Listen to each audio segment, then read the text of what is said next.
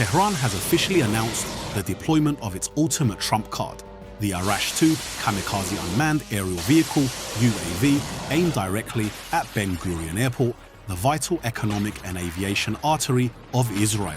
This relentless wave of tit-for-tat strikes has pushed the conflict into a volatile new phase, causing even the residents and high-ranking officials of Tel Aviv to harbor deep-seated skepticism regarding the actual effectiveness of the famed Iron Dome defense system. The burning question echoing through global military circles is no longer just about interception rates, but a much more chilling reality. Has the Iron Shield finally been pierced? According to the technical descriptions provided by Brigadier General Mohammad Akraminia, the Arash-2 is far from an ordinary drone. It is a sophisticated, long-range upgrade that boasts significantly higher explosive yields and flight endurance compared to its predecessors, the Kian and Arash-1 series. Iran's decision to designate Ben Gurion Airport as a primary target reveals a calculated strategic intent to strike at the very heart of Israel's sense of security and economic stability.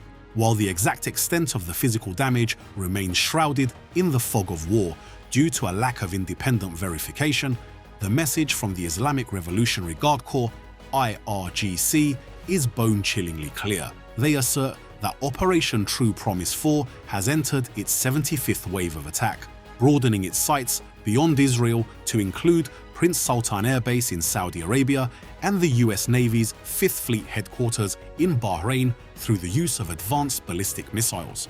On the opposite side of the fence, Israel's defense apparatus is grappling with an existential mathematical problem. The interceptor missile stockpile is not a bottomless pit. General Kochav has been forced to admit a bitter reality. Every time a commander presses the button to launch an interceptor, it triggers a grueling mental calculus about the resources available for tomorrow's battle. Although the Israel Defense Forces, IDF, claim that out of 400 Iranian missiles launched over the past 3 weeks, only 4 have completely penetrated the protective layers, that mere 1% of leakers has resulted in catastrophic scenes. In the regions of Dimona and Arad, survivors have described the terrifying sensation of impact as a hurricane colliding with a massive earthquake. Military experts suggest that Iran's use of cluster munitions and maneuverable re-entry vehicle MARV technology is presenting a nightmare scenario for the expensive interceptor systems of the US and Israel. If a target is not successfully neutralized outside the atmosphere, the separating submunitions release a rain of shrapnel over residential areas. This results in significant casualties, evidenced by the recent reports of 175 individuals sustained injuries. The sheer volume of incoming projectiles is designed to overwhelm the radar's processing capacity, forcing the defense system to choose between targets in a split-second window of life or death. When Iran quietly launched 2 missiles toward Diego Garcia, a distance of 4,000 kilometers, it rendered almost all previous Western intelligence assessments of Tehran's arsenal obsolete overnight. Breaking the traditional 2,000-kilometer range limit in the early hours of March 20th was the exact wild card that Donald Trump had long warned about during his accusations that Iran was developing weapons capable of reaching the United States. This leap in capability signals that the geographic sanctuary once enjoyed by US strategic assets in the Indian Ocean has effectively vanished. Meanwhile, on the bustling streets of Tel Aviv, Israeli citizens are experiencing a different reality, one that is more dramatic, more immediate, and filled with a growing sense of doubt. When submunitions from Iranian cluster missiles fell onto Habima Square, they served as a spine-chilling reminder that regardless of how advanced an air defense grid may be, the sky can never be 100% airtight. The Iron Dome functions much like a goalkeeper, operating at point-blank range and extreme speeds. Its operational principle is a sophisticated marriage of advanced mathematics and radar physics. The moment a projectile leaves its launcher, the Iron Dome's radar instantly calculates its flight trajectory. If the computer determines the missile will land in the sea or an empty field, the system ignores it to conserve ammunition. However, if the target is headed for a populated area like Tel Aviv or Dimona, a Tamir interceptor missile costing tens of thousands of dollars is launched to destroy the threat in midair. However, Iran is no longer relying on primitive rockets. They are utilizing ballistic missiles equipped with cluster warheads, weapons that, upon approaching their target, split into dozens or even hundreds of smaller bomblets.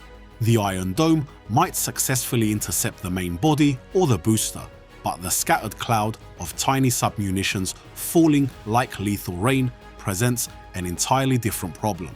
This explains why, despite the IDF's insistence on a 92% interception rate, over 115 people in Arad and Dimona were still injured when the adversary employs saturation tactics or fragmentation weaponry, high-altitude systems like the Arrow 3 exo-atmospheric interceptors and the American THEAD terminal high-altitude area defense must exert immense effort to coordinate data in real time to track every single fragment.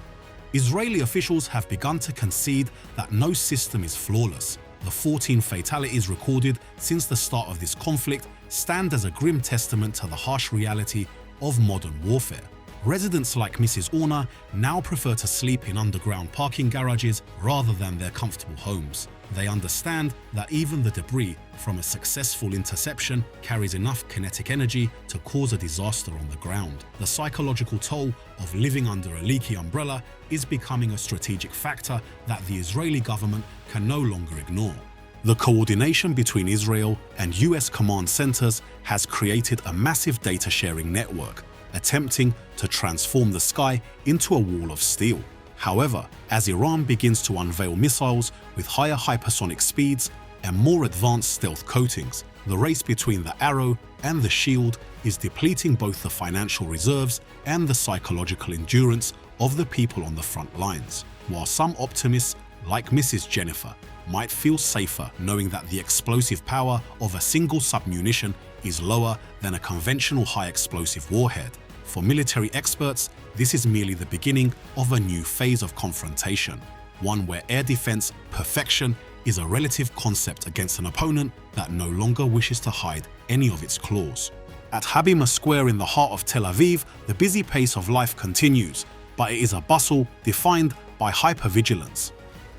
Just hours after a cluster submunition struck the street, a 62-year-old resident expressed profound concern. Even though that specific projectile had a low explosive yield, the fact that it could slip through the net after 3 weeks of continuous combat serves as a wake-up call regarding the actual coverage of the air defense grid. People here still console themselves with the phrase "better than nothing," but the feeling of insecurity is impossible to mask. The square, once a symbol of cultural resilience, has become a somber laboratory for testing the limits of 21st century defense. This anxiety becomes even more tangible through the accounts of another Israeli citizen who compared current life to a high-stakes game of Russian roulette. He worries that Iran's cluster-headed missiles are beginning to find microscopic gaps in the world's most fortified defense system. Recent history shows that the raids over the past few days are no longer resulting in zero casualties. The attack on Dimona and Arad on March 21st, which left over 115 people injured, was a cold shower for those who previously held absolute faith in the Iron Dome. Debris from at least 7 interceptions over the Tel Aviv skyline also caused injuries, proving that even when the system wins the interception, the danger remains directly overhead. However, to be fair, the figure of 14 deaths after 3 weeks of intense, large-scale bombardment is still considered a civil defense miracle. The Israel Defense Forces have successfully integrated a multi-layered onion of specialized systems. At the highest level, operating in the vacuum of space, is the Arrow 3. Slightly lower is the Arrow 2, working in tandem with the US THAAD system. The medium-range tier is handled by David Sling. And finally, protecting the immediate vicinity of residential neighborhoods is the star of the show, the Iron Dome. The hand-in-glove cooperation with the United States is also a critical factor. The two nations do not just share hardware, they operate joint command centers where radar data is analyzed, and launch decisions are made in mere seconds via real-time data links. The IDF emphasizes that these systems do not operate in silos but form a redundant network. If the arrow misses, David's sling is ready to catch the target, and finally, the Iron Dome cleans up the remaining threats. This integrated architecture is what has prevented the casualty count from reaching into the thousands. Nonetheless, as spokesperson Nadav Shoshani has admitted, no system in the world is absolutely perfect. The current security environment is extremely complex as Iran continuously shifts its tactics, employing ultra-high-speed missiles and most notably cluster munitions.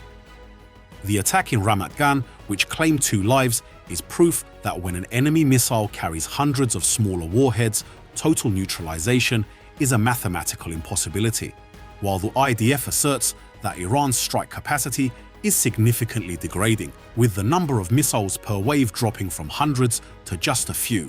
The psychological pressure remains heavy. Some, like Mrs. Jennifer, feel safer because cluster bomblets have a smaller blast radius than a traditional 500-kilogram warhead. Conversely, many Israelis still choose to sleep in parking garages because they understand that in this world, nothing is absolute.